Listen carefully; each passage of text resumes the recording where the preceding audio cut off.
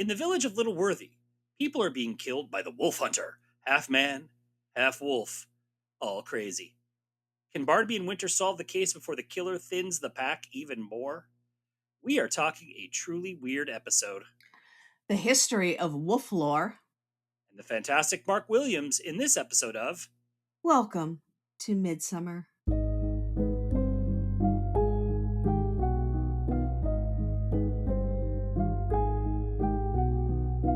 Hello and welcome to Midsomer, the podcast where we dissect all the mysteries, the murders, and the many weird things about the long-running hit TV show, Midsomer Murders. I'm your host, Eric Buscher, and with me as always is my co-host, Eileen Becker. Hey, Eileen.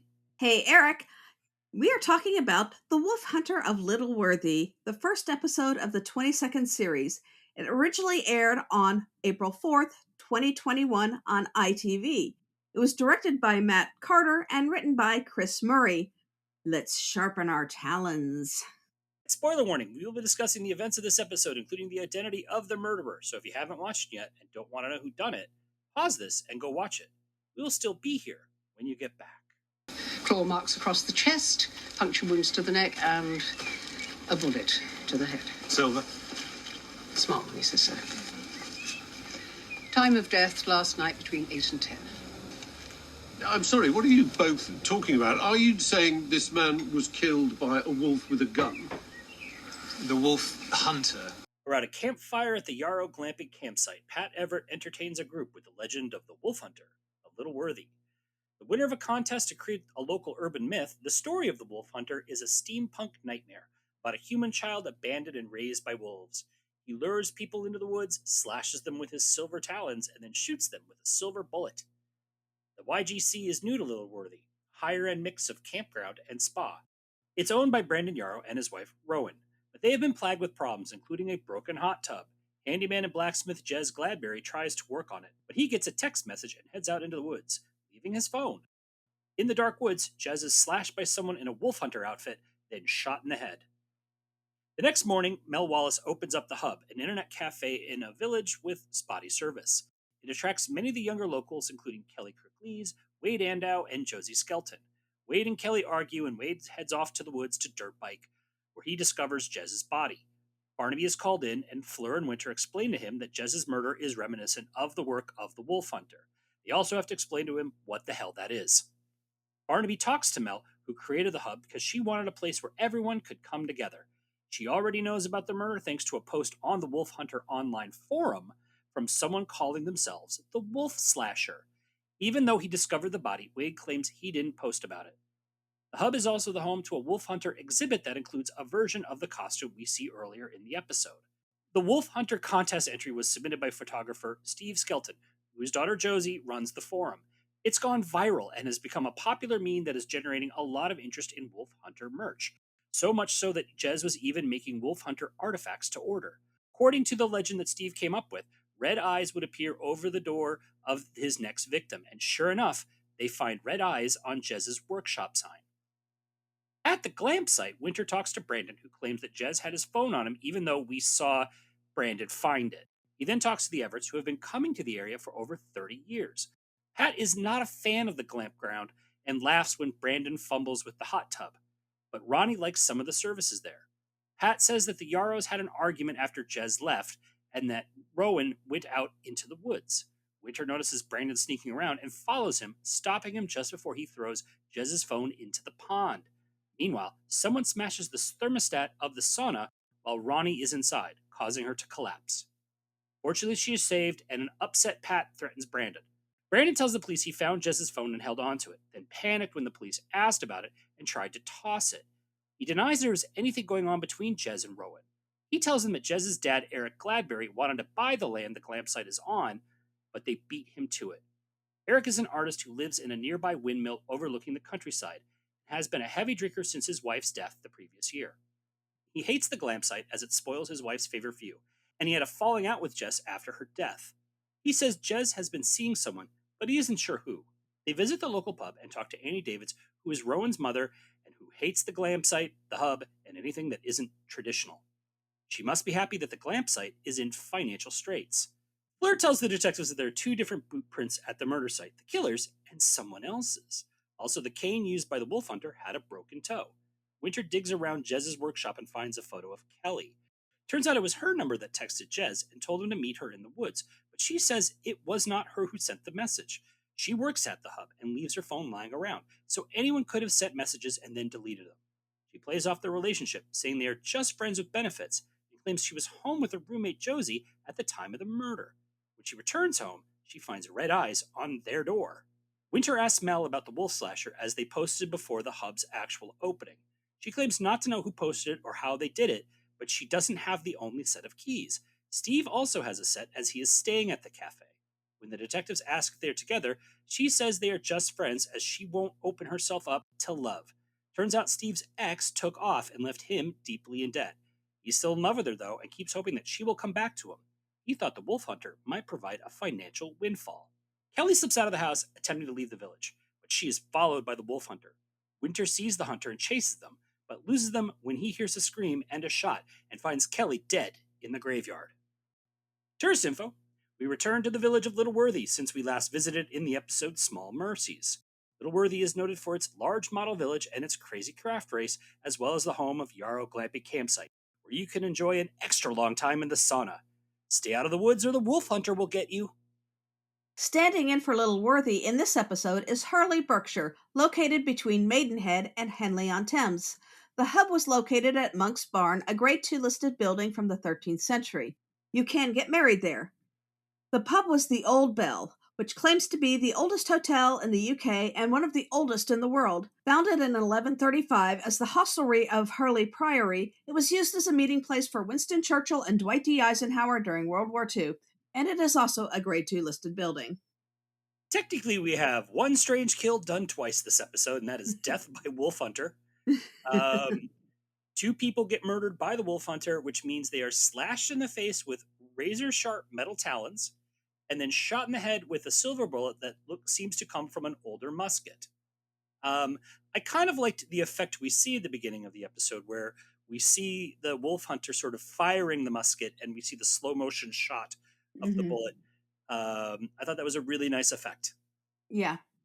But for the second murder, the killer then shoots Kelly, or either I can't quite figure out if they beat up Kelly and put her on the grave and then slashed her and shot her, or if they shot her and then put her dead body on the grave, because it seemed like Winter got there pretty quickly. Yeah, the second murder really makes no sense as far as timing is concerned. It's just weird. They didn't need to do that. The whole staging with the daisies and everything, it was just weird, and it just didn't make any sense because Winter was right there. Yes. You know. Also, there's no explanation for how the wolf hunter knew that Kelly was going to be sneaking out that night. Yeah. Which kind of means, were they just planning to like kick in the door and take Josie out? Like it's a little vague of like how it had more of a Halloween murder mystery sort of, or not murder mystery, Halloween horror movie vibe, where the killer just is magically wherever they need to be. I mean, we'll talk about that in a minute here. Obviously, the whole of this episode centers around the wolf hunter. Now, the actual myth of the wolf hunter, as it was depicted in the show, is that a baby was abandoned in the woods and then raised by wolves. He learns to both love and hate both worlds, the human and the wolf, and he becomes the wolf hunter, dressed in a sort of a mask and leather jacket with a wolf's head cane. He lures people into the woods, then stabs them with silver talons, sort of like they say, slash the face or the chest, and then shoots them in the head with a silver bullet, which all of it is kind of nuts, or as Mark Williams says in this episode, a load of utter cobblers. It's kind of weird, yeah. Have you ever heard of the phrase hat on a hat? Yeah. This is hat on a hat on a hat. Yeah. The whole wolf hunter thing was an entry in a local urban myth contest that was hosted by Mel, apparently, at the hub. The winner is the photographer Steve, who is actually friends with Mel, and Mel apparently contributed some of the ideas, so I do not think this was a legit contest. It seems like it was a little rigged, and I think Fleur should totally sue them. I was just, do you want to hear my entry for it? Siblings who don't sleep with each other. That's my Midsummer urban myth. My Midsummer urban myth is a whole week without a murder. My Midsummer urban myth is a killer that just does it once. It's out of my system. I'm good. I don't need to do two more. Now, they describe it as Jekyll and Hyde werewolf with a steampunk twist. Mhm. None of it really is. I mean, I don't really understand how it's Jekyll and Hyde because it just seems to be like, unless there's more to it that we don't understand. It's not a Yeah, werewolf, and it's not very steampunky. it's slightly steampunky, but not very steampunky. My niece does a lot of steampunk, so I'm pretty familiar with the steampunk. Yeah. It's like it's super light. I mean, it's just I don't understand. Well, number one, they claim that this is a meme and has gone viral, which I highly Mhm. doubt. This is not the kind of thing that goes viral. Yeah. There's no GIF, right? Like there's no GIF, there's no slogan. It's just, we are told that like high school kids are really into it because of the wolf hunter's vulnerability, Yeah. which is that what they're into? If she had said because they think he looks cool, I would have bought that more. I think that would have been much better. I think if they had shown and I think again, this was filmed during COVID. If they had shown something about kids, they're getting ready, they're buying the costumes or Mhm. something for Halloween. We'll talk about the Halloween stuff later. And I don't, and here's why I don't believe it because I think the costume looks great at night in the shadows. When we Yeah. finally see it in the daytime, it's ridiculous. Yeah. And the fact that the killer keeps making these weird ass wolf growls the entire time, rawr, rawr, rawr, rawr, rawr, rawr, rawr. It's just Yeah. so goofy. And the wolf sound effects, because there are no wolves in the UK, in Great Britain right now. And we're just kind of it was one of the things that felt forced. Yeah, I mean, it just was like you think someone would have noticed. Hey, what's that wolf howl? Yeah. There are no wolves here anymore. Yeah. I like that line that Mel says, "The wolf hunter belongs to us all." I'm like, great. Can we return him? Can I send this back? Yeah, it feels very cliche. It doesn't feel all that well thought out. And there's a lot of other things that I kind of feel that don't feel Right. completely well thought out, but Like the stencils or the Yeah. eyes, which was yeah. yeah.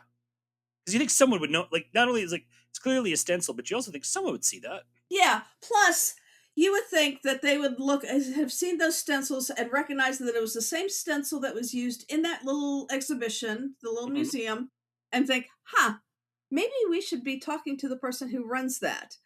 Maybe find that stencil. Or at least ask who's making the stencils, because again they do talk about like there's a lot of Mhm. wolf hunter merch, so who's Yeah. making those stencils? Also, that's a Yeah. really complicated stencil to make because there's like Mm. eyes and everything like that, right?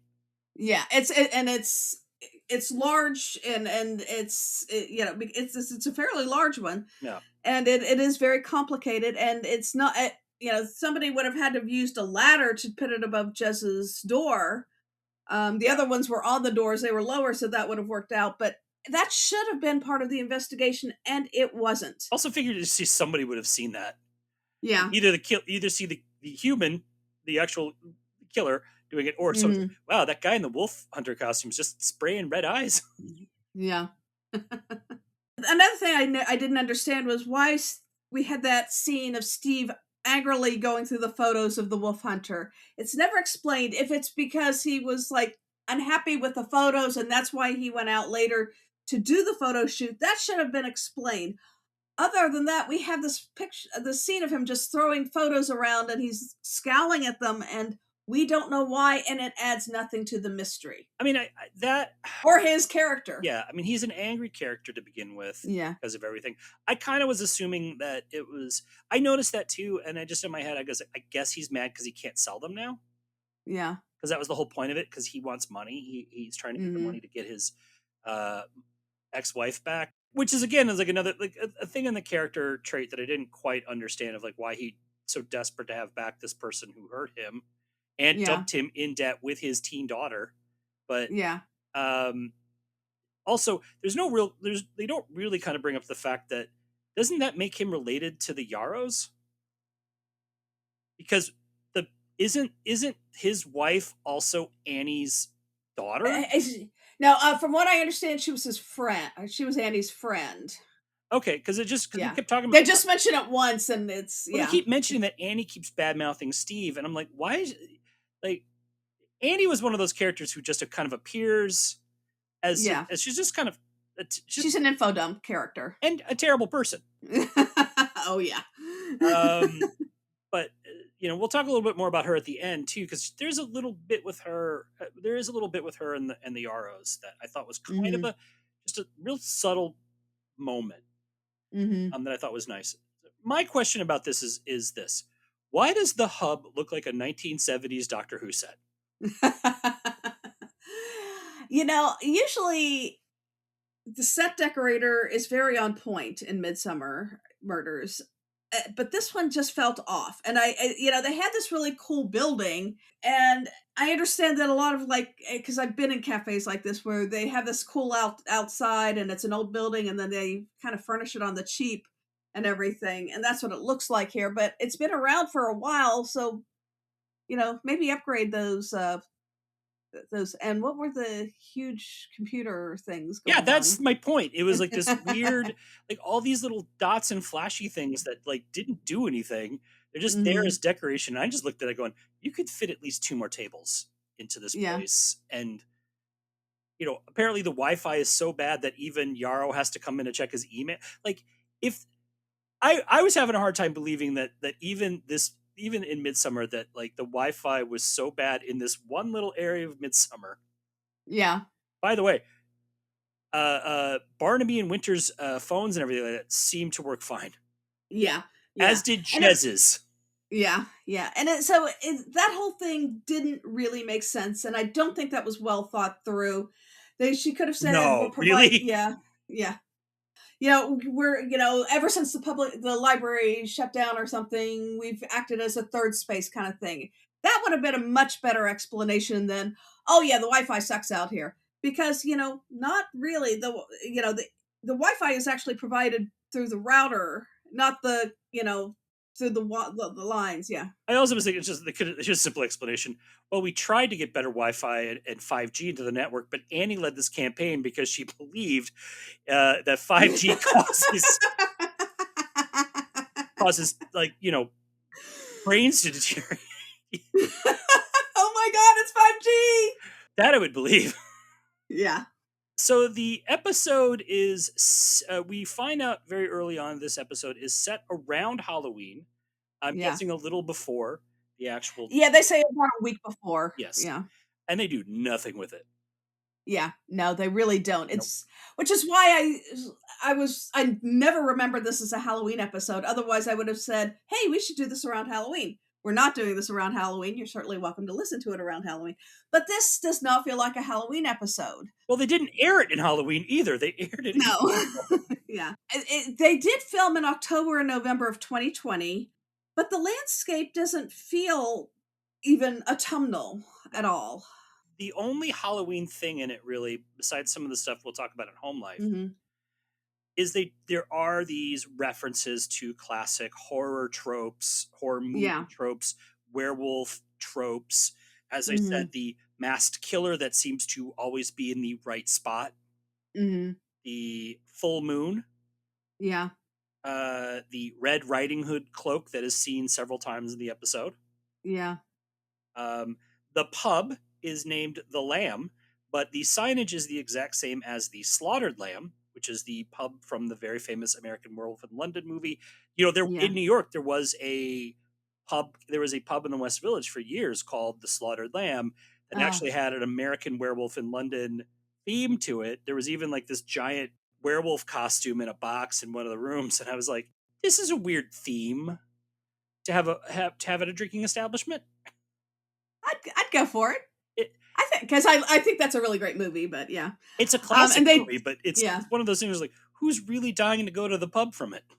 Yeah, and they do have a little kind of a moment there where they echo when Barnaby and Winter entered the pub and everyone stops, it's just as when David Naughton and Griffin Dunn enter the pub in American Werewolf, and everybody stops and looks around at them. Yeah, it would have been great if they had actually had one cast member from American Werewolf.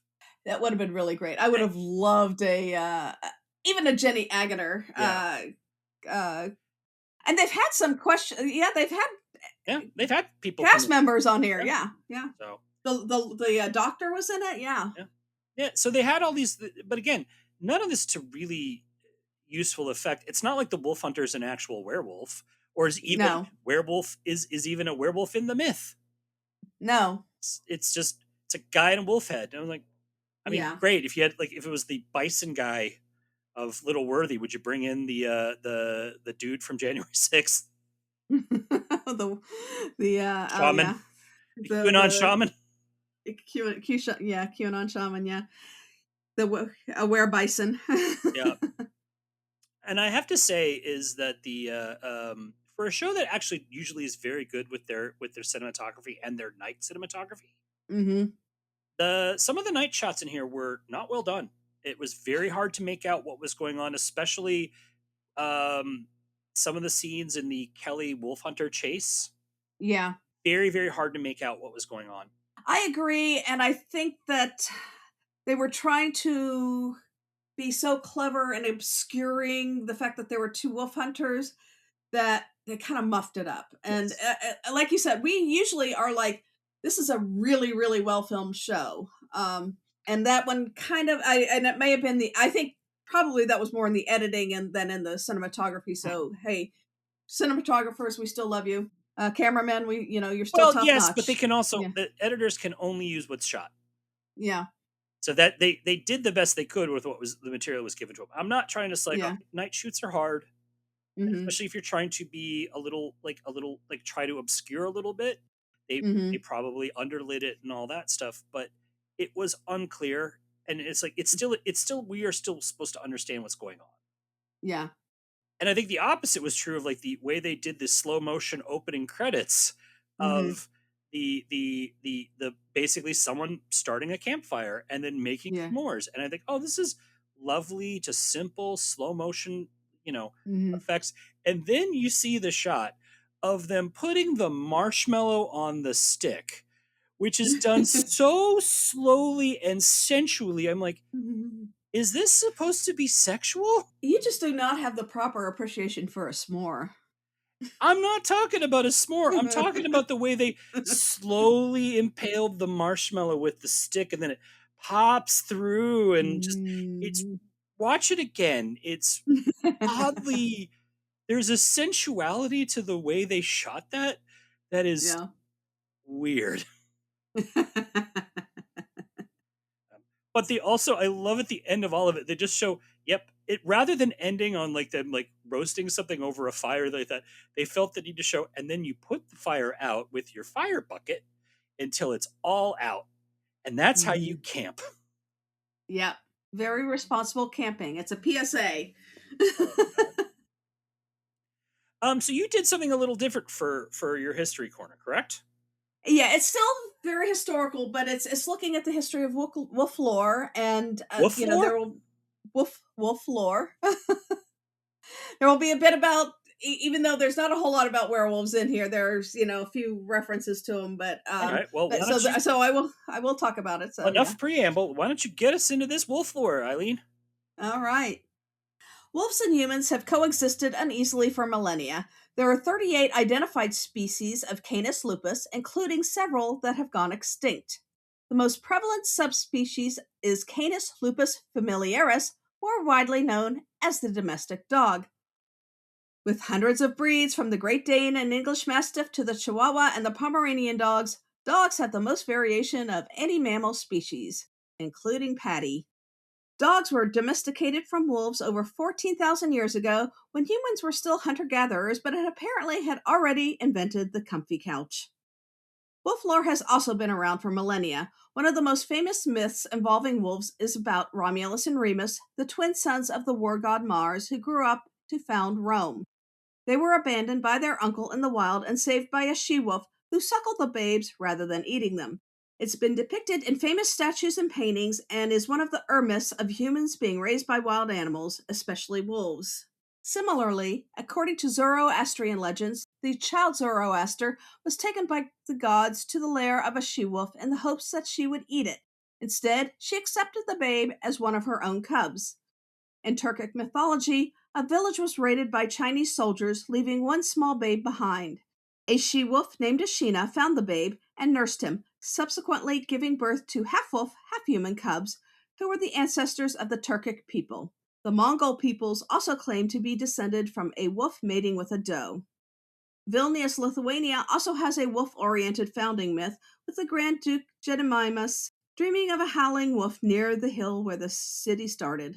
The ancient land of Dacia, located in the same area as current-day Romania, called themselves wolves, or ones the same with wolves, drawing from a legendary ancestor who appeared as a wolf. There may have been early rituals that provided them the ability to turn into a wolf, possibly a military initiation that included imitating wolf behavior. Wolves are also mentioned in the Epic of Gilgamesh when the hero rejects the sexual advances of the goddess Ishtar because she had previously transformed one of her lovers, a shepherd, into a wolf. Turning a lover into the very animal that his flocks must be protected against is, it seems, a major turnoff. In Judaism, wolves are more often depicted negatively, even though the wolf is associated with the warlike tribe of Benjamin. In Christianity, wolves are usually symbols of greed and destruction. Wolves are often contrasted with lambs, especially in Aesop's fable of the wolf and the lamb, where they are both drinking at the same stream, and the wolf justifies his imminent killing of the lamb by accusing it of a variety of crimes, which the lamb proves to be impossible. The wolf still kills the lamb, thus becoming a symbol of oppression against the falsely accused. In Norse mythology, Odin had two pet wolves named Geri and Freki, who were reputed to be very good boys. Fenrir was a giant wolf, not a good boy, who was the son of the trickster god Loki, and he had two wolf offspring who chased the sun and the moon across the sky. Fenrir figures prominently in the Ragnarok, where he grows too large for his bonds and devours the god Odin. The sun and moon are also devoured by the offspring wolves. In the Japanese Shinto religion, the wolf is a god who becomes agitated during storms, causing thunder. For the Arctic peoples of Canada and Alaska, wolves are revered by groups who hunted, admiring his skill, while feared by more agricultural peoples. Amongst many peoples of North America, including the Cheyenne, Lakota, Dakota, Arapaho, Osage, Shoshone, and Pawnee, there were legends that wolves taught people to hunt. Many warrior groups are named after wolves, and the Wolf Clan is one of the three major clans of the Lenape. As with the Greeks who associated the wolf with the sun god Apollo, the Aztec considered the wolf a representation of the sun. In folklore, especially the Germanic folktales collected by the Grimm brothers, the big bad wolf is an iconic figure that preys on vulnerable creatures such as the Three Little Pigs and Little Red Riding Hood, as well as the boy who cried wolf. Lycanthropy, or humans turning into wolves, has its origins in antiquity. Herodotus recounts the story of a tribe called the Neuri, who lived north of the Black Sea, who were all transformed into wolves once a year for several days and then changed back to their human forms. The Romans also have tales of men voluntarily turning into wolves and back into humans, including a tale recounted by Pliny the Elder in which a man removes his clothes, swims across a marsh, and is transformed into a wolf for 9 years. If he refrains from eating human flesh, he is transformed back into a man. Belief in werewolves was common in Europe during the Middle Ages, and laws were passed to ensure that they would not devastate the flock, human or sheep. One such law was in Canute the Great's ecclesiastical ordinances. Wolves themselves were once plentiful in the British Isles until they were hunted to extinction in the 1700s, and several legends grew up around them. The werewolves of Ossory, a kingdom in pre-Norman Ireland, were said to have been descendants of Lynach Fela, a legendary warrior werewolf. Another legend has that St. Patrick transformed the clan into wolves as punishment for howling at him like wolves as he tried to preach. They were either transformed for 7 years or for every 7th winter. Folklore about humans turning into wolves or other apex predators such as hyenas and tigers was widespread around the world. The German term werewolf can be traced to the 11th century from pagan tradition. though Christianity tried to suppress belief in werewolves. During the Middle Ages, the Germanic werewolf became associated with witchcraft, while the Slavic form of the werewolf is more associated with revenants and vampires. In 1573 France, Gilles Garnier was convicted of being a werewolf after murdering at least 4 children. He was burned at the stake. A Swiss man was executed in 1580 after killing 16 children, reputedly after becoming a werewolf. In 1589, Peter Stump, a German farmer and serial killer, was executed on the breaking wheel. He was known as the Werewolf of Bedburg. Records of werewolves began to diminish in France during the Enlightenment, though the so-called Beast of Gévaudan killed upward of 80 men, women, and children in southern France from 1764 to 1767. Other parts of Europe, including Germany and Spain, persisted in their beliefs about werewolves well into the 19th century. Now, much of the popular tropes about werewolves come from fiction or movies. Their vulnerability from silver comes from 19th century fiction, while their transformation under the light of a full moon is pure Hollywood, first introduced in 1943's Frankenstein Meets the Wolfman, where the tragic werewolf was portrayed by Lon Chaney Jr. Werewolves have been popular ever since, from An American Werewolf in London and the Jack Nicholson film Wolf to the Underworld, Twilight, and Harry Potter series. Michael Jackson's video for his hit song Thriller featured the pop star transforming into a werewolf as well as a zombie. There is discussion about reintroducing wolves to the Scottish Highlands, though it remains a controversial proposal. The reintroduction of wolves to Yellowstone National Park transformed the ecology of the area, controlling the population of grazers such as elk and allowing forests to regenerate. As biodiversity increased, so did the tourism dollars, $35 million annually in Wyoming alone. It does seem like Hollywood every few years tries to do more werewolf stuff, and they haven't really had a good one in a really long time. Yeah. I tried watching the one that came out last year called Wolfman Mm-hmm. with Julia Warner, I think. Mm-hmm. I turned it off after like 10 minutes. It was so bad. Yeah, there was the one that did the Red Riding Hood legend. For me, An American Werewolf in London is the classic werewolf movie. It doesn't take itself too seriously, but it still has a lot of heart to it. Yeah. And it respects the whole myth around it, and really has some really great scenes in it, and the effects are pretty cool for the time. Yeah, I mean, actually, that came out at the same time as The Howling, the Joe Dante horror film, which is also, everyone talks about how genius the effects for American Werewolf are, and they are fantastic. The Howling actually has some really cool transformation scenes as well as a lot of really dark humor to it. It's a classic werewolf one that gets kind of overshadowed by American Werewolf in London, and the less said about American Werewolf in Paris, the better. Yeah, it seems like later ones have been trying too hard. They try to go been too dark, or they rely too much on computer effects, whereas the practical effects worked really, really well. Right, and I will say is that if you've never seen Wolf Cop, about a police officer who's transferred into a werewolf who still fights crime. I believe that's on. Last time I heard about that one, that's on Netflix, but I'm pretty sure you can get that on Tubi or something. That is a hoot. Why don't you take us into the cast highlights? Sinead Matthews played the nest-building Mel Wallace. She's a Rotograd whose first professional work was in the acclaimed film Vera Drake. She's gone on to appear in The Crown, Hellraisers, Pride and Prejudice, and most recently in Down Cemetery Road.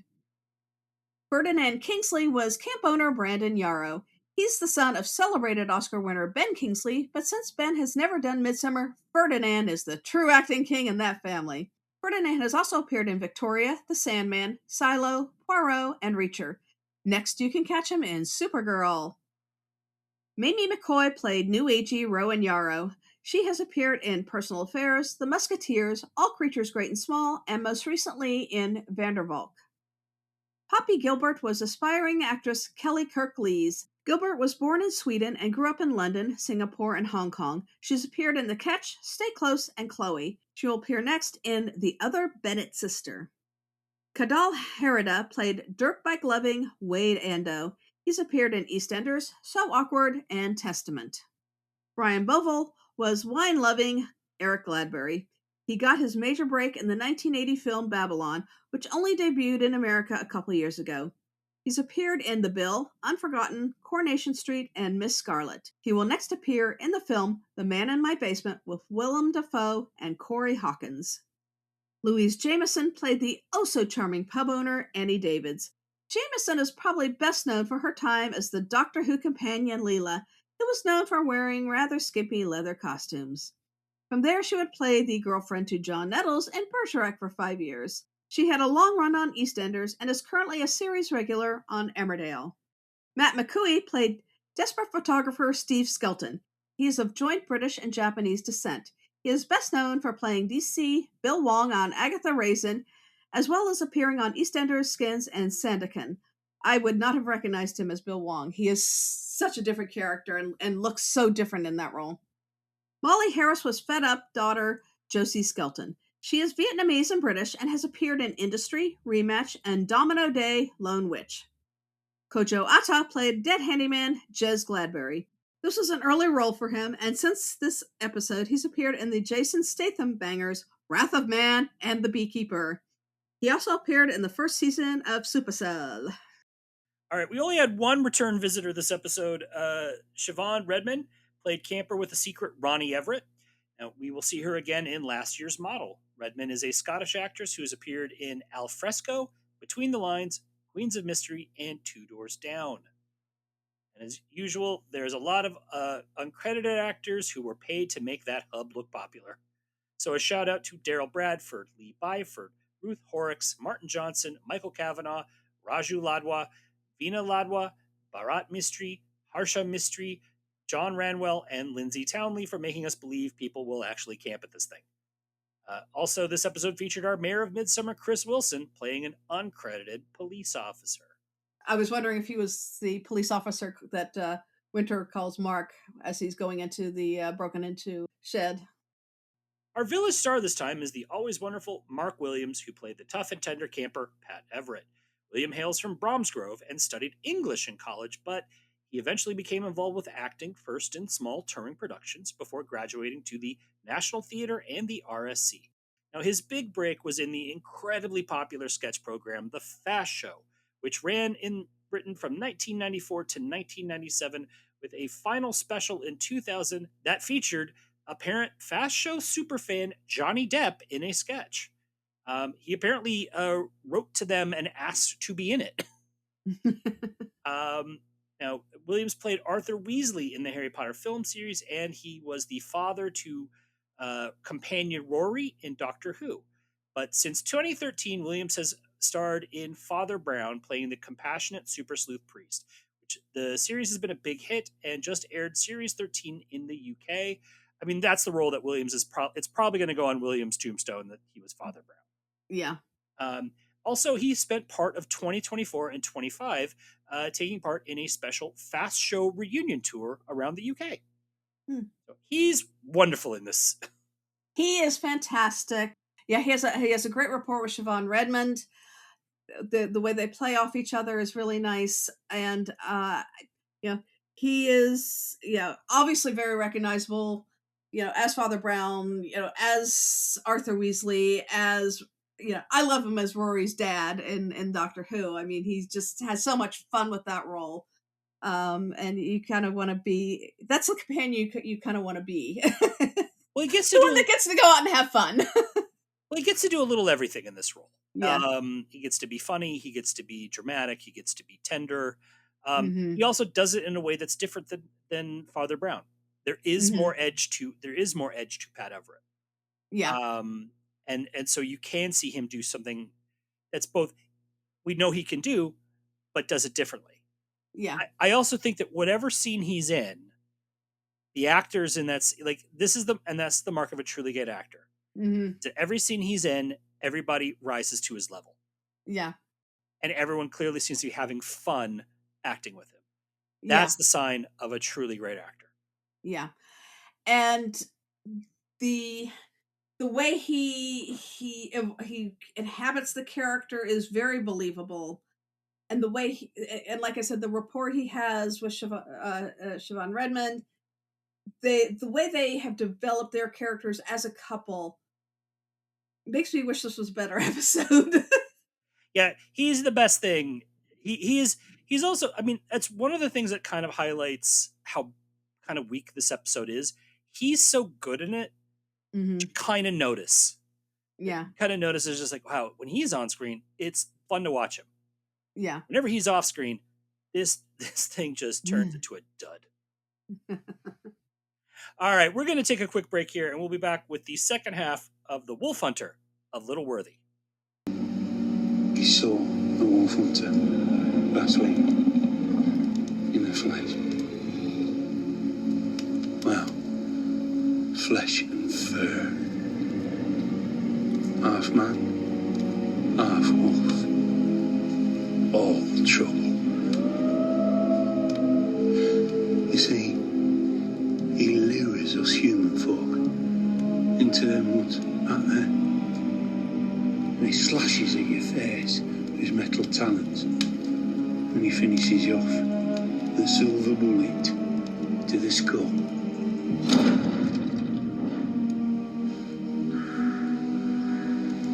What a load of butter. God bless.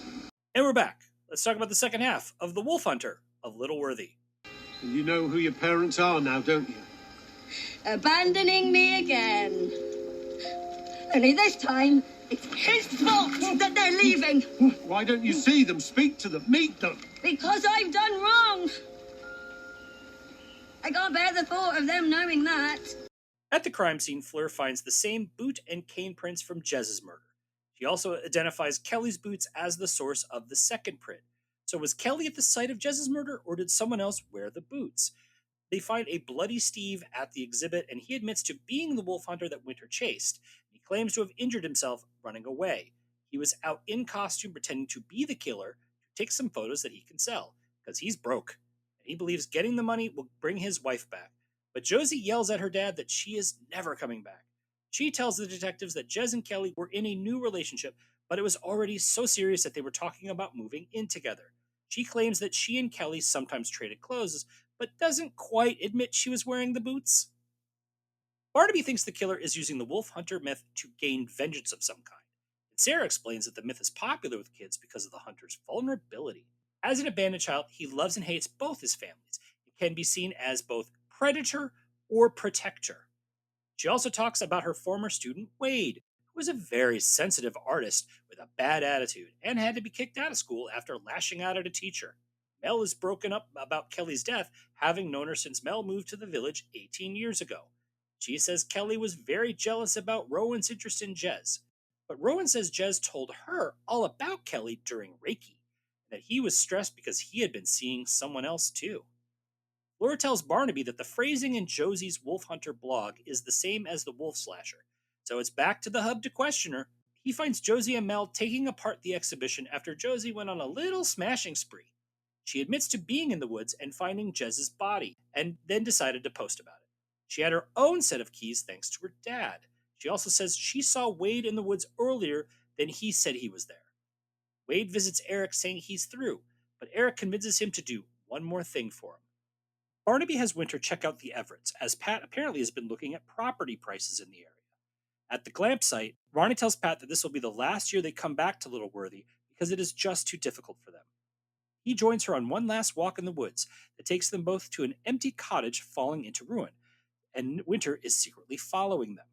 Barnaby connects Wade to Eric, who admits to using Wade to sabotage the Glamp site in an effort to destroy it.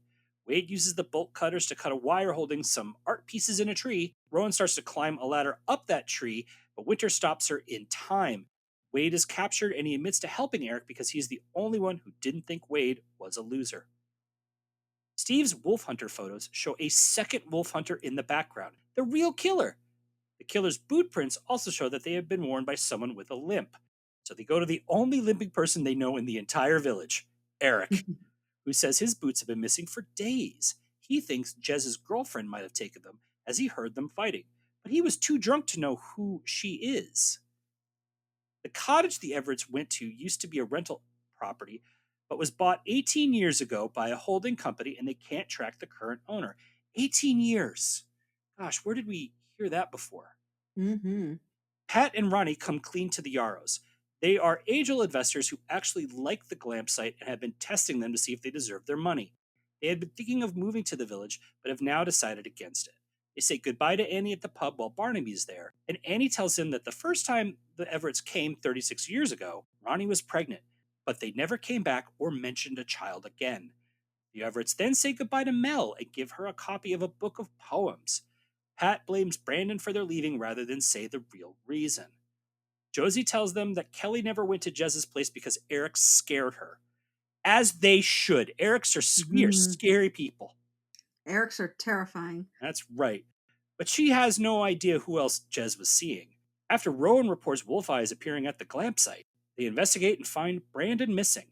Barnaby goes to the Everetts, who tells them they conceived a baby in Daisy Cottage, but they gave her up for adoption and did not give their details to the agency.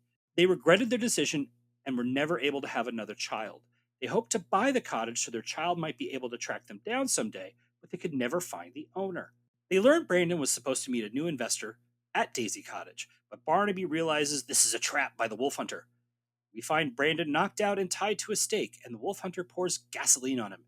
Just as he is about to be burned, Barnaby and Winter arrive, and it is revealed that the killer is Mel. She is the Everett's child, who always felt alone in the world. She looked for them, but could not find them. So when she turned 18, she took some money and purchased the cottage and moved to Little Worthy. There she built her own nest and even opened herself up to love with Jez and friendship with Kelly. But when she discovered they were secretly having a relationship and going to leave her, she felt abandoned, so she dressed as the wolf hunter to stop them, using a gun and a cane made by Jez.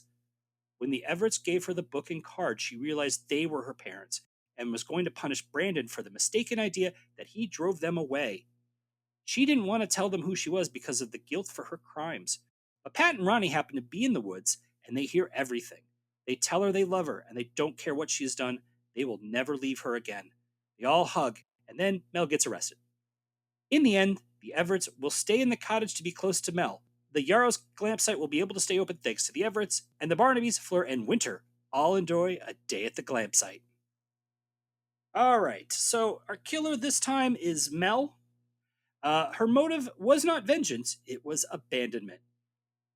You know, she kills because people were either leaving her or breaking up with her. That's nuts. That is that's very crazy. Yeah. And the thing, and again, secret crazy person. Yes, and I do feel like she will legitimately probably end up in not in prison, but probably in a. Well, actually, that's not true because in the Americas, right? The definition of temporary insanity or whatever is you don't know what you're doing is wrong, and Mel knows what she's doing is wrong. Yeah. So nope, off to prison with you, Mel. And there was premeditation. Yeah. Yes. She tries to kill Brandon, believing he drove her parents away. But I don't understand how did little Mel knock out Brandon and then tie him to that stake, which I'm guessing also she had to put there with all the firewood. Probably the same way she managed to very quickly stage Kelly on that gravestone. Is Mel got freakish strength? Mel is a werewolf and is freakishly strong. More of a baby Huey. I have to say, again, when we see her as the wolf hunter in broad daylight, she is tiny and not intimidating at all. Yeah. I can just imagine Brandon just looked at her and go, "The hell are you doing?" Yeah. Which again, how did she knock him out? Yeah. I mean, she had the heavy cane, but I would have thought he would have, there's a lot of space. He could have outrun her easily in those boots. The reveal scene had a lot of monologuing. Yeah. A lot of it. Just at some point, it just is like, oh, we're just okay. She just can't stop. Okay, we're just let her just spill it all out like she's a Bond villain or something like that. I had a hard time believing that she has been in this village for 18 years, right? Yeah. I don't know how long the hub's been open, but let's say it's been a while. Yeah. She's never once the Everetts knew her enough that they brought her this book, Yeah. and and she never once suspected. I wonder if they're my parents. Yeah, you mean the people who have daisies all over their van, their camper van? You mean the people where there is a prominent photo in the pub of them where she's pregnant? Yeah. Yeah. Also, which also kind of begs the question: do the Everetts just like they never mentioned the baby? It's like you think if they're coming here to look for the baby, they might have asked somebody, "Hey, does anyone kind of come around looking for their parents?"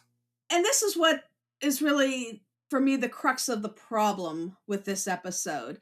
It really makes no sense. Okay, so Mel buys the Daisy Cottage, Mm-hmm.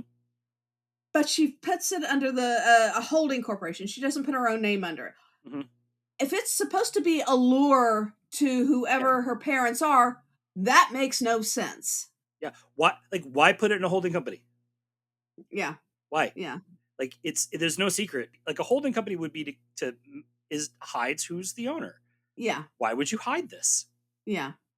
Don't you think the holding company would have said, "Hey, by the way, this couple keep wanting to buy this cottage. Yeah. This older couple that once were pregnant keep wanting to buy this cottage." Huh.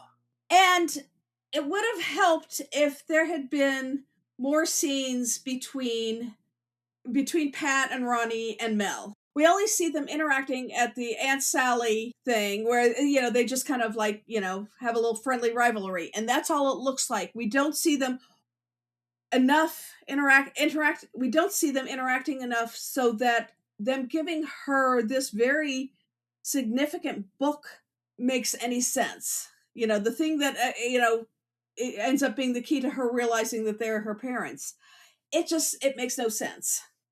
The only way this would have worked, this would have possibly worked, is if at the end, rather than having this big tense emotional scene, it was like, "Oh my God, you were trying. I bought the cottage to keep it for my parents. You're looking for the owner. Oh my God, egg on my face. By the way, I killed 2 people." Yeah. Yeah.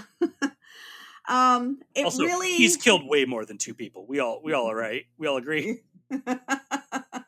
Yeah, I mean, the way that she easily covers up what is basically her psychopathy is pretty easy. I mean, she goes into work, and there are legitimate clues. They are never followed up on.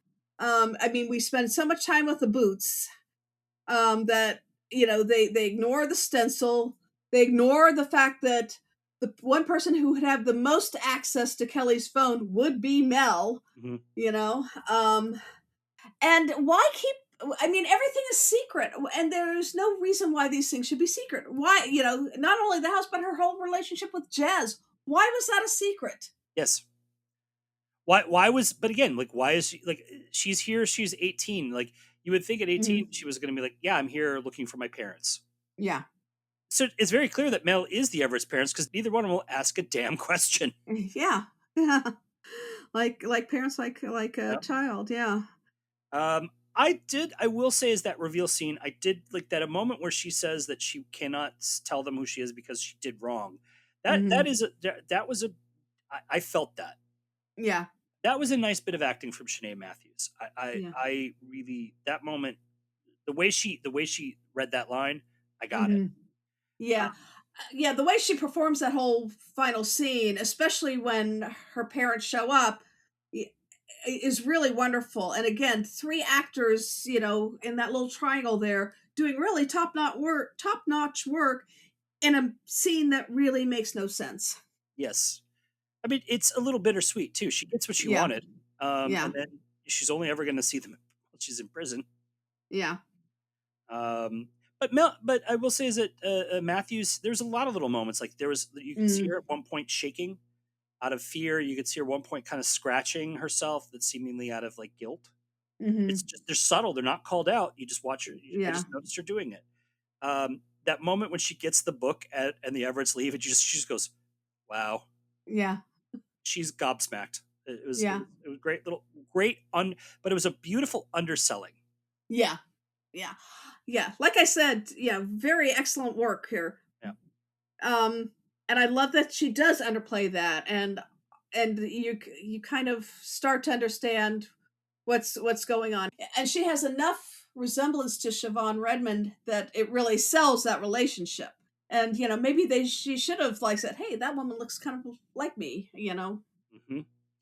I really liked before because we got so much to talk about with the Everetts, but I really want to point out there was one scene early on in the episode which basically just foreshadows that Mel is the killer, and that is when they're in the exhibit and she starts talking about who the wolf hunter is. And caught between two worlds, they position her in silhouette in front of a full moon.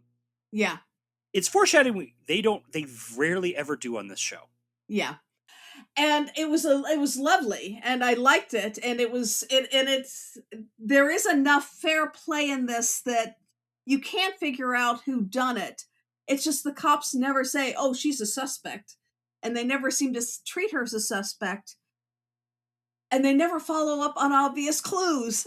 That's the thing that drives me crazy, is the not following up on the obvious clues. I mean, it just is like also just the way they keep bringing up 36 years, 18 years, like very specific weird number, like 18. Yeah.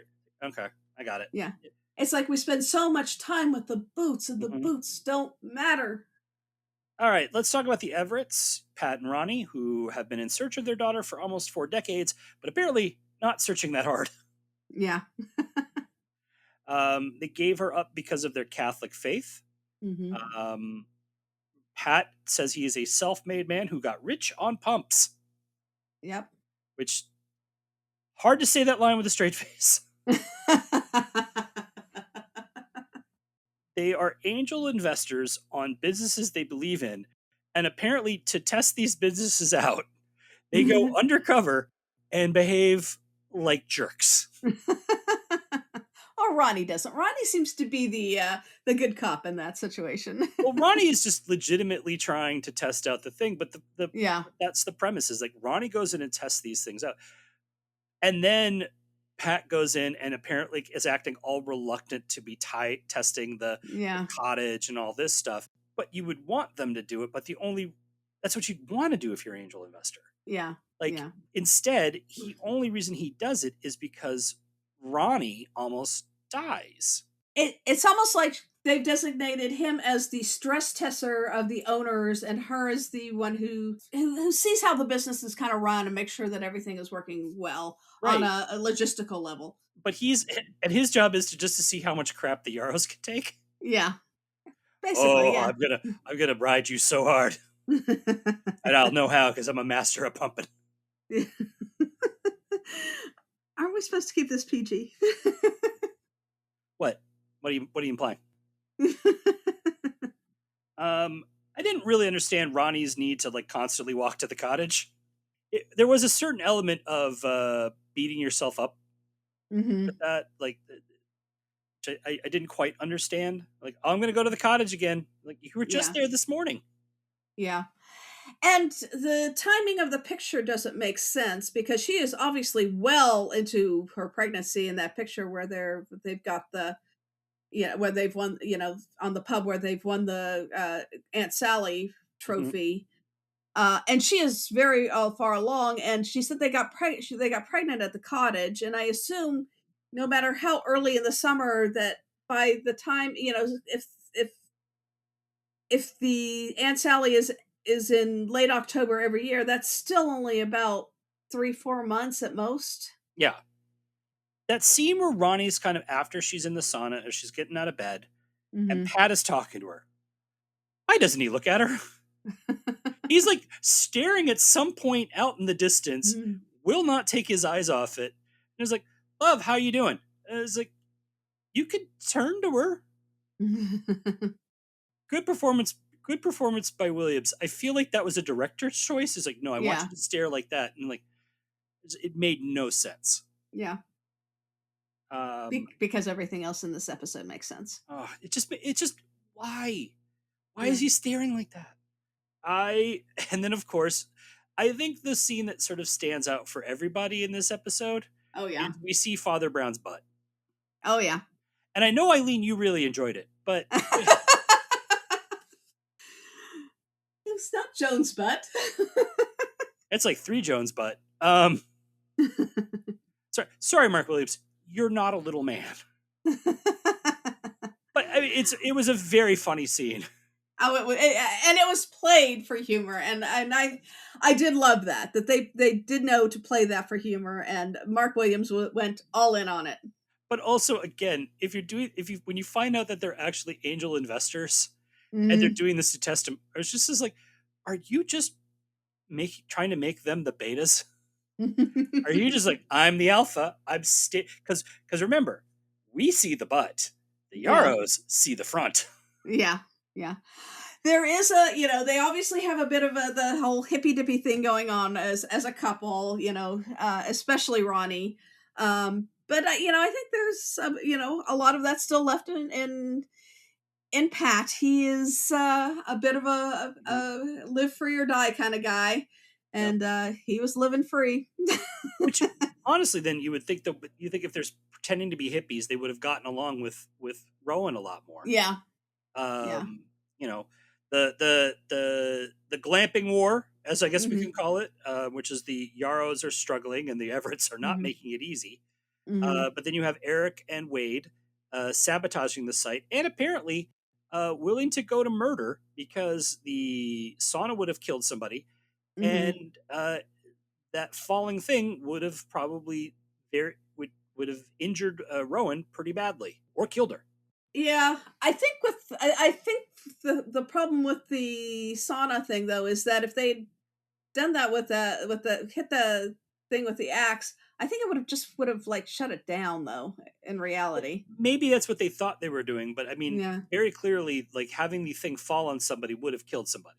Yeah. Because again, it has to be supported by a like the tensile strength on the wire that they're cutting is for something that's probably at least 100 pounds minimum, which means when it falls, it's going to fall with a velocity and a weight that's much greater than what it is. Like the force of it would probably have killed whoever lands on it, like crushed somebody. Yeah. So again, there is at least 2 attempted murder charges now for both of them. Yeah. But Eric's so drunk, he probably doesn't care. Yeah. Yeah. I kind of liked drunk Eric dealing with Barnaby. It's like, whatever, man. Yeah, he seems very blasé about the whole situation. I have to say is that again, like going back to like sort of the horror movie tropes, when Wade is running around the glamp site, he does seem to be ahead. Like there's no way he could have gotten ahead and been ahead of Winter. But we see him behind Winter, and then we see him ahead. Like it's that horror movie thing of like the killer just knows how to move, just seems to move between worlds, right? Yeah, yeah. But when we see Wade in all black, like just standing around at one point, I was like, "Oh, okay, you're that guy." Yeah. Was kind of a giveaway. For me, all I have to say is 40 quid for a hot stone massage. Sign me up, because that is actually a very reasonable price. And it's no wonder they're going broke. Especially if it's an hour's hot stone massage. I mean, it's almost reasonable for a half hour. So hot stone massage, but hot stone massages are usually an hour long. So yeah, and 40 quid is about $45, $45 to $50. That's reasonable, and that's on the cheaper end. Yeah, I also didn't think the thing with Jez's phone made sense. I mean, I can see, Brandon picking him up and setting it aside, but there was no reason for him to keep it secret and hiding it. I mean, he just said, "Oh yeah, Brandon left his phone here, and I set it in my office to, for when he came back tomorrow. There's no way I could call him because I have his phone." Well, I didn't buy for a second that Jez would have leave his phone. Jed is in his 20s. They never leave their phones. And it just seemed one of those things that didn't need to be part of it. Nope. It was so emphasized, and it didn't make any sense, and it didn't add anything to the mystery. They should have spent more time on the stupid stencil for the eyes. And I also don't understand why Wade had that wolf mask in his trailer, and what was the deal with the half-done wolf in his shed? I mean, that never comes back around. I don't understand what any of that was about. That I just figured he's making a costume. Like he is of the age group that thinks that, like he clearly thinks the wolf hunter is cool. He's like at the hub talking about it. Da da da. Yeah. I think he's just like one of the men. The thing is because we only see the wolf hunter in the outfit, and then we see Steve in it. If this is as popular as it is, really, we probably should have seen people walking around in like wolf hunter t-shirts and wolf hunter costumes all the time. Yeah. But this budget, but they can't afford it on this show's budget anymore. So like leather, like wolf masks and leather coats and everything like that, and like old muskets and like wolf canes, that's all pricey, right? Yeah. It would have been funny if we had seen like different levels of like a guy with like just like a wolf hat or something like that. Like that would have been probably more true to the idea that this is a popular meme. Yeah, a popular meme that is bringing people to the area. I mean, we've both been to comic conventions. We know how people love to do the cosplaying and everything. There should have been cosplayers other than just Steve. And if this is what Wade was doing, it would have made sense in the investigation for the detectives to have found that and suspect him because of that. And that's why I kind of didn't really buy this whole it's a meme that's gone viral. As like if it had, we would have seen a lot more people and a lot more activity, and that like people would have literally been in the exhibit. Yeah. So yeah, the Wade thing didn't bother. The Wade having a costume didn't bother me. He seemed like the right age. Like that seemed to be their hint, their way of saying, no, look, it's popular. Yeah. Even this loser has a costume. Yeah, but if that was their intent, then they should have also used it to further the mystery. They don't further the mystery well in this.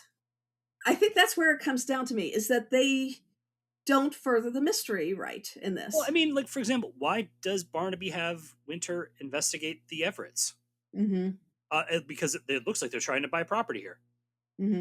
I'm sorry. Why is that suspicious? Yeah. They come to this place every year. The suspicious thing isn't that they want to buy property. The suspicious thing is they haven't moved here already. Yeah. Let's talk a little bit about what I like to call the Battle of Aunt Sally. If you're an American like me and you watch that and you're like, what the heck are they doing? So Aunt Sally is apparently a traditional English pub game where players throw sticks or battens at a ball known as the dolly, and it's usually bounced on top of a stick. And they actually traditionally use a model of an old woman's head, hence the Aunt Sally, as the ball. That's not misogynistic at all. Nope. I like that they label this as the big Aunt Sally tournament, this big huge contest with 2 teams.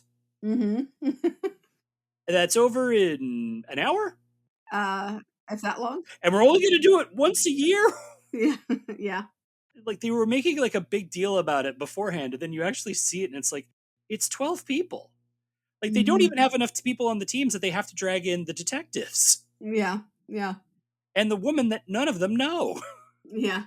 And again, it just seemed like this was very much affected by the COVID restrictions. It should have been fuller. It should have felt like there were more people there. I mean, if they're doing a contest, there should be like brackets. Yeah. Right? It should be like there's various like it should be like there's multiple teams, and it's like or pairs, they're paired up, It's not this, we've got 12 people on our side and 8 people on your side and we're a team. Well, there's also that thing at the end where when Mel and Steve lose and they go back to the hub, she goes, well, we can always try to beat them next year. And I'm like, next year? You all live in do it next week. Yeah. Are you only doing it for the Everetts? Yeah. What is happening? There's a bunch of people in this town. Yeah. And, is there anything else to do in this town? Do the Aunt Sally. There's tons to do. You have the crazy craft race every year. You can go to the model village. Right? Like, or is it just or do they just shut everything down when someone gets murdered there? In which case, there's nothing to do in Midsomer anywhere. Every village resets after somebody gets murdered and they solve it. So the pub team is the winner, which again seems rigged since it's their contest. But I do think that there's that little moment where Annie gets the trophy, And then she looks around thinking that like she would have somebody to celebrate with, and her children have her daughter has walked away from her and with her husband, and that they get that look on the face. So at the end, when you see kind of Annie and Rowan sort of hugging it out, there was a little human moment there. I thought that was kind of sweet, especially as it's not really a thing the entire episode. Yeah. It's a background story, really. Like it's stuff. It's sort of like, it happened in the background. We never really address it. We just, we're just going to show it to you. Yeah, there's a lot of showing or telling rather than showing in this. Yeah. Corner. We get a few nice little floor moments. The making the detective step on the stones. Yeah. Crime scene, which is just good police work. But then when Winter forgets and steps on the grass, the look of absolute disgust on her face. We find out that she entered the urban myth competition and didn't even make the shortlist. I love that she is standing next to Winter, who is pretty tall, and of course Annette Badland is very short. And the way she says that is just so funny. I also just really want to know what her entry was. Like, was it like some weird sexed up clown thing? Yeah.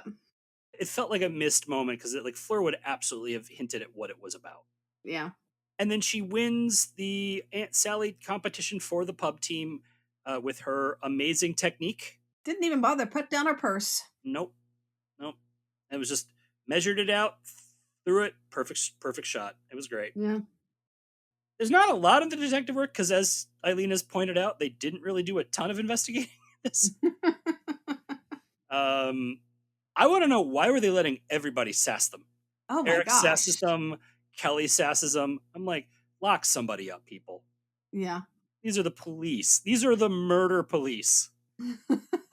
They're like, everyone's just like, whatever. I'm like, they're investigating the death of people that apparently you care about. Your child is dead, Eric Gladbury.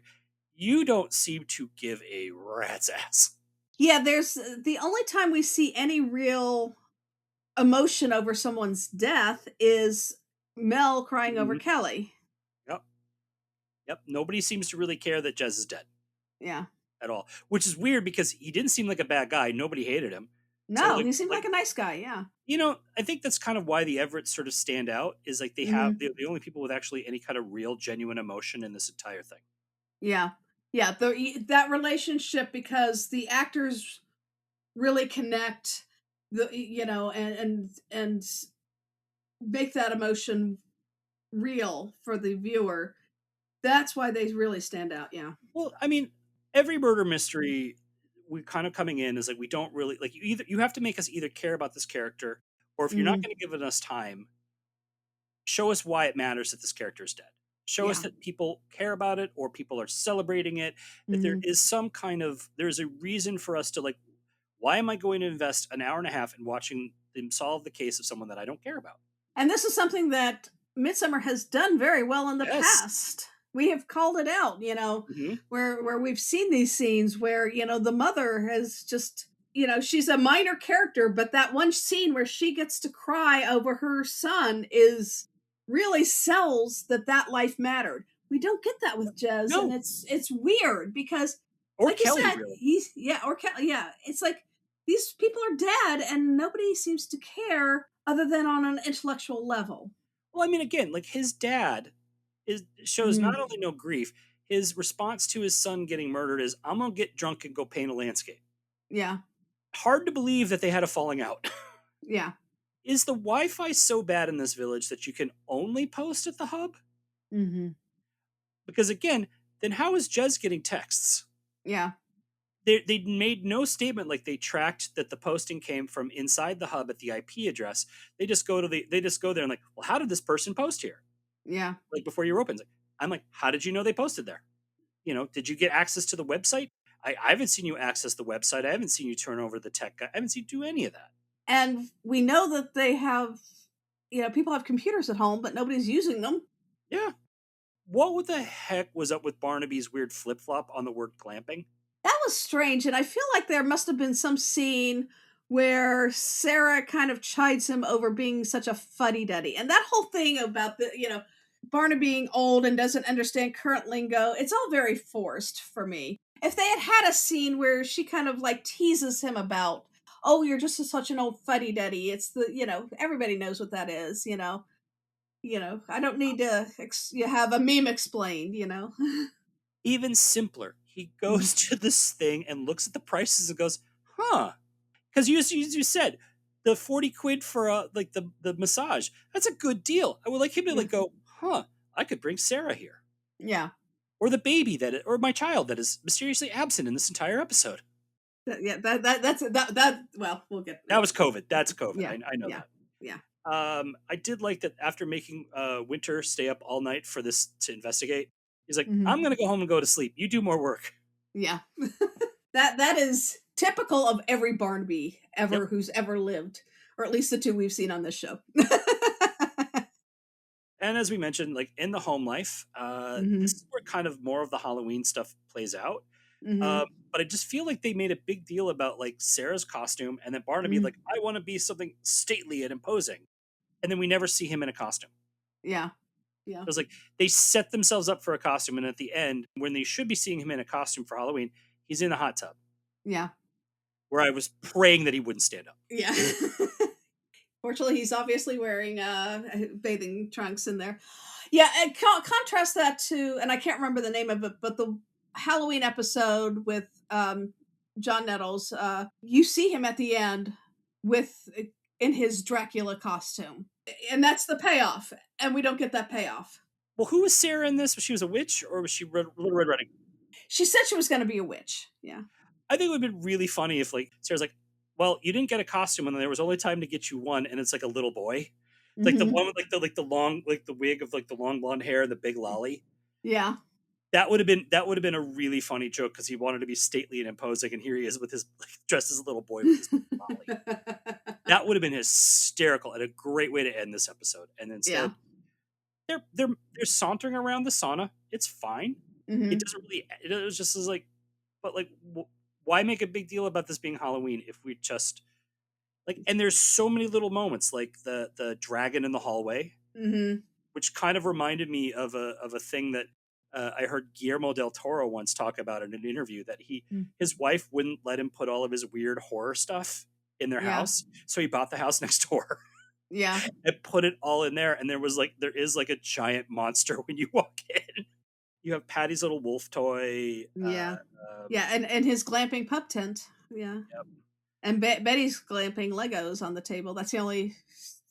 Again, they don't even mention Betty. Like, she doesn't even say, "Oh, Betty's going to be this for Halloween." That should have been something that was mentioned. I feel like it was they're violating Chekhov's holiday here, because we're getting this holiday and it doesn't matter. I think let's go into our final thoughts, because I think this is like kind of key to it. This episode is just full of weird choices and missed opportunities. Yeah. This is one that there's potential, and it's just disappointing that they didn't do it right. Because you've got great actors who are giving some really good performances. We've said that. But the whole mystery is very badly worked out as far as how it plays out in the script. The mystery is nonsense. It doesn't work. They're not following up on obvious clues, and they're focusing on things that just are weird. It doesn't as a whole work. And they could have, if they had just made some really right choices, it could have worked. I mean, they spend a lot of time with the daisies, which, by the way, daisies are not fall flowers, they're spring flowers. So the fact that they've got all these daisies blooming, but I understand, there's a symbolism to them, because it's a symbol of loyalty and the ability to keep a secret, as well as innocence and new beginnings, which are themes that all play out. And it would have been nice if they had maybe worked those themes a little bit more into the mystery, rather than all I keep thinking is like, this spent so much time on the boots. Well, the boots thing was stupid, but I think the central problem with this episode is that they base this around the idea of a wolf hunter of Little Worthy, that they say is like so popular and everything like that, and they do no work to create that. They do Yeah. no work to show. They tell us that it's popular. We don't see that it's popular. And you, as you said it before, they tell us everything in this episode. Yeah. We don't. Very seldom do we get to see see them. At no time did I find the Wolf Hunter of Little Worthy meme idea, whatever, compelling or interesting in any sort of way. And I could not, for the life of me, figure out why they were saying that everyone would like this. I'm like, this just seems dumb. Mm-hmm. You're telling me that everyone's into this thing. All I'm seeing is 3 people. It's dumb. Yeah. Like, show me, oh, it's a meme online. Great. Flip open your Twitter and show like the Wolf Hunter hashtag. Show people posting about it. Show anything. Yeah. All we get is one blog. Yeah. Yeah. Right there. They don't invest the slightest bit of interest in their central conceit and their central idea of this, what this episode's about. Yeah. Nobody's dressed as the Wolf Hunter. So as you said, when they find Wade's costume in the thing, it should have been a big deal. Yeah. In the world that they've constructed, but they look at it as if they've been seeing Wolf Hunter costumes left, right, and center, which we have not. Yeah. You know, the glamping, like, people don't seem to have honest human emotions. People, like, the slightest bit of logic does not play. Like, the Everett's search for their child makes not the biggest lick of sense, because it seems to be they just never told anybody that they were looking for their child. Mel never told anyone she was looking for their parents. If you're looking for someone, the first thing you do is say, hey, have you seen this person? There are secrets that make no sense that they are secrets. Yeah. There's so many fundamental flaws in this, and it breaks down, and it really makes you wish that the performances that are given by Mark Williams, by Sinead Matthews, by Siobhan Redmond, they deserved a better episode. Yeah. Yes, agreed. I honestly feel like, I mean, when this one came up on our, as we've mentioned before, that we do all of ours, we make all of our selections using like a kind of a random number generator sort of process. And when this one came up, I think both Eileen and I were both like, oh no. This is one of my least favorite Midsomers. Yeah, this is one, as I said, I can't completely hate it because I think the performances, we've got great, and there's some really good moments, but it's just so disappointing. I feel like Susan Collins, the senator from Maine, who's always disappointed.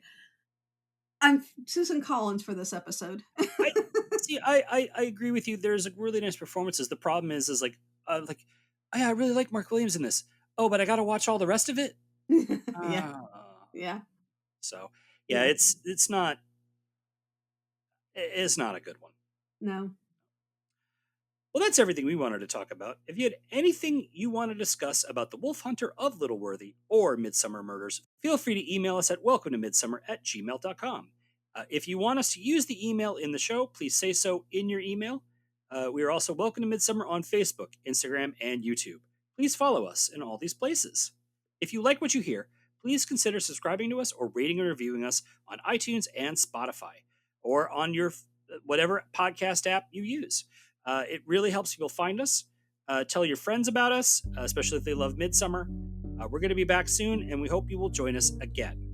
As we take the road out of Midsomer, we want to thank you for listening and remind you that in Midsomer, glamping can be murder. And usually is.